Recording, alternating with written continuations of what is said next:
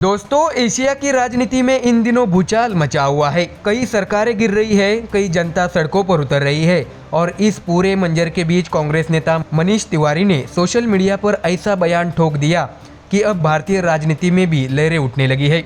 और सबसे मजेदार बात यह है कि बीजेपी ने इस बयान को सीधे जोड़ दिया राहुल गांधी से। अब कहानी बन गई है एक तीर दो निशाने। दर्शकों, आपको बता दें कि हुआ यूं कि मनीष तिवारी ने एक्स यानी ट्विटर पर पोस्ट किया, जनरेशन XYZ अब किसी का विशेषाधिकार मानने को तैयार नहीं। श्रीलंका से लेकर नेपाल और बांग्लादेश से लेकर फिलीपींस तक जनता ने वंशवाद और खास परिवारों के खिलाफ गुस्सा दिखा दिया है।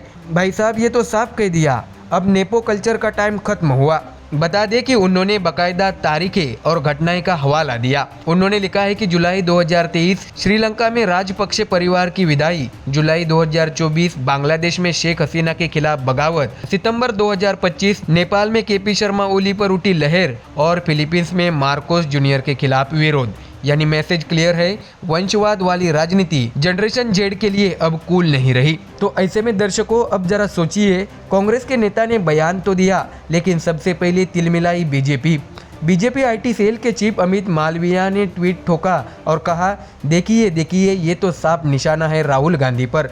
आखिरकार मनीष तिवारी खुद G23 वाले बागी गुट में हैं और अब तो पार्टी के अंदर से ही बगावत उठ रही है। मतलब साफ है, बीजेपी ने मनीष तिवारी के बयान को राहुल गांधी पर मिसाइल बना दिया। मालविया बोले, जैन जी को छोड़िए, कांग्रेस के अपने सीनियर्स भी राहुल से तंग आ चुके हैं।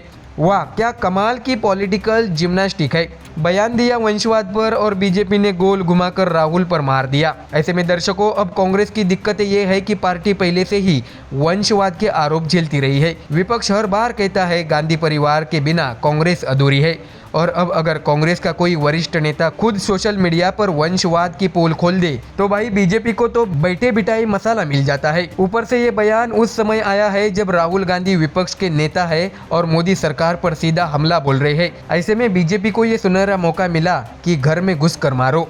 ऐसे में दर्शकों, अब सवाल ये है कि आम जनता इसे कैसे देख रही है। एक तरफ तो युवाओं की पीढ़ी जेन जी सोशल मीडिया पर हावी है, मीम्स बनते हैं, ट्रेंड चलते हैं और नेताओं के बयान मिनटों में वायरल हो जाते हैं। तो दूसरी तरफ जनता अब वंशवाद के खिलाफ आवाज़ जोर से उठा रही है। ये बात सिर्फ श्रीलंका या बांग्लादेश तक सीमित नहीं, भारत में भी यही माहौल तैयार हो रहा है। क्योंकि दर्शकों, सच कहे तो चाहे कोई भी पार्टी हो, वंशवाद हर जगह दिखता है। नेता का बेटा नेता, मंत्री की बेटी नेता और कार्यकर्ता बेचारा लाइन में खड़ा।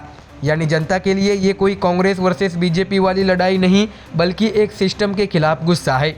लेकिन दर्शकों, असली ट्विस्ट यहाँ है, मनीष तिवारी ने तो कहीं भी राहुल गांधी का नाम नहीं लिया था। उन्होंने तो वंशवाद और एशियाई राजनीति की बात की थी, लेकिन बीजेपी ने सीधे कह दिया, भाई ये तो राहुल गांधी पर ही अटैक है।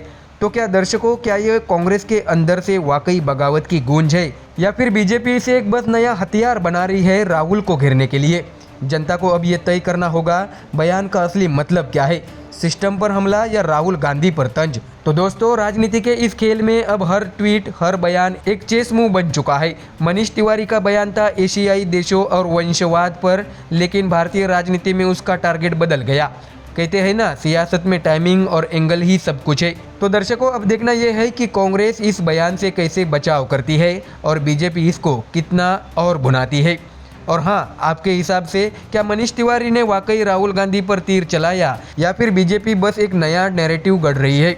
आपकी क्या राय है, हमें कमेंट सेक्शन में जरूर बताइए। तो दर्शकों, फिलहाल इस खबर में इतना ही। देश और दुनिया की बाकी और खबरें देखने के लिए जुड़े रहिए हमारे चैनल MDR न्यूज़ के साथ। धन्यवाद।